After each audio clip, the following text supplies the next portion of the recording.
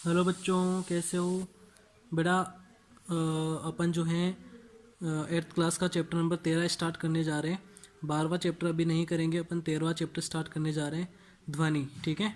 तो ध्वनि क्या होती है कि ध्वनि एक प्रकार की ऊर्जा है जो किसी वस्तु में कंपन से उत्पन्न होती है। अगर कंपन हो रहा है, जैसे कि मान लो एक डोरी है, उसमें उसको आपने जो है तेजी से मतलब खींच के आपने छोड़ दिया, उसको तनी हुई डोरी को छोड़ देते हो आप खींच के, तो क्या होता है कि उसमें कंपन होते हैं, और कंपन से क्या होता है कि ध्वनि उत्पन्न होती है। ठीक है बेटा।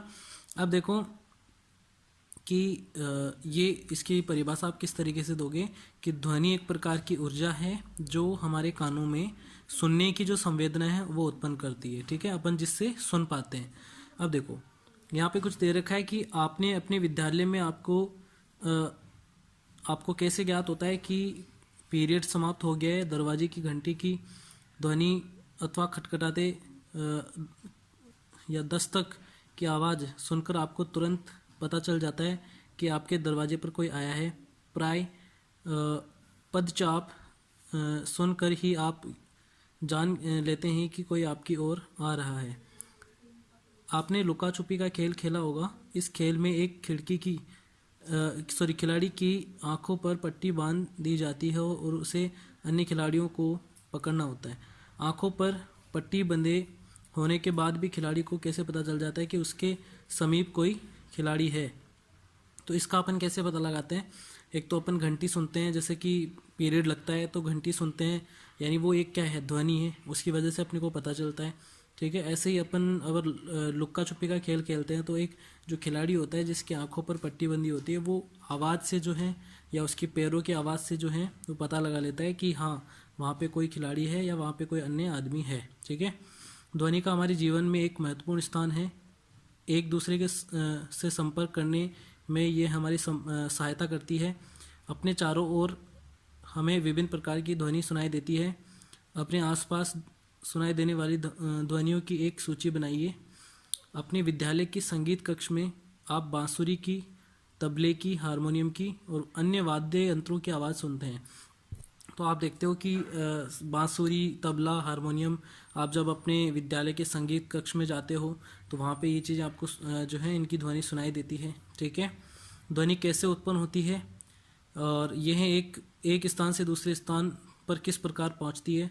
ध्वनि को हम कैसे सुन पाते हैं। कुछ ध्वनियाँ दूसरों की अपेक्षा प्रबल क्यों होती हैं। इस अध्याय में हम ऐसे ही कुछ प्रश्नों पर विचार विमर्श करेंगे। ठीक है, तो देखो बोल रहा है कि ध्वनि कंपित वस्तुओं द्वारा उत्पन्न होती है। मतलब ये बात ये बोल रहा है कि हाँ कि ध्वनि जो है वो हमेशा कंपन करने वाली वस्तुओं से उत्पन्न होती है।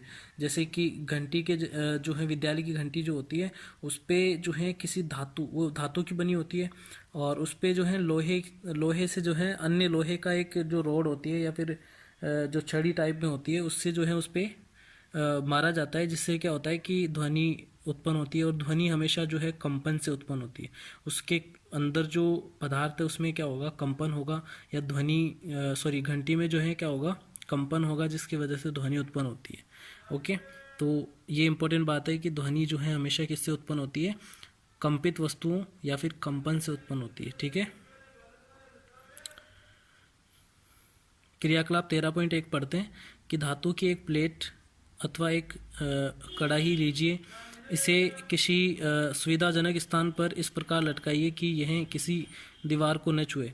अब इस पर किसी छड़ी से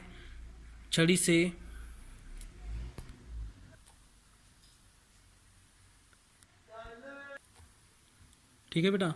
तो वस्तु में या ध्वनि जो है हमेशा कंपन द्वारा उत्पन्न होती है। और ये जो क्रियाकलाप कर रखा है ये भी इसी तरीके से कर रखा है कि एक बच्चा जो है इस कढ़ाई के जो है किसी छड़ी से मार रहा है, तो उसमें वो ये देख रहा है कि क्या ध्वनि किस तरीके से उत्पन्न होती है, उसमें कंपन उत्पन्न हो रहे हैं या नहीं हो रहे। ठीक है, ये चीज़ है। तो कढ़ाई जो है उस पर या धातु की जो प्लेट है या घंटी है उसको एक डोरी से लटकाना है जो दीवार से टच ना हो। ठीक है, और उसको जो है छड़ी से मारना है।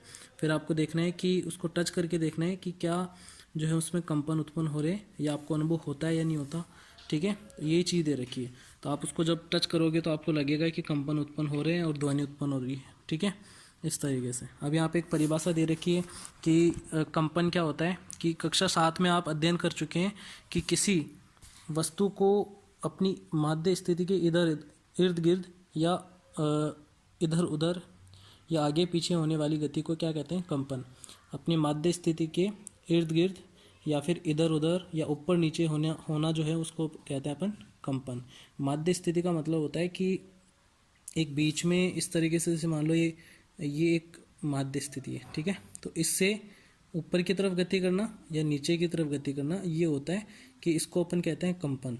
ओके, तो ये आप याद रखोगे भाई। जैसे कि यहाँ दे रखा है कि जब कसकर तनित एक रबड़ के छल्ले को कर्षित कराते हैं या बीच में से खींच कर छोड़ते हैं तो कंपन करता है।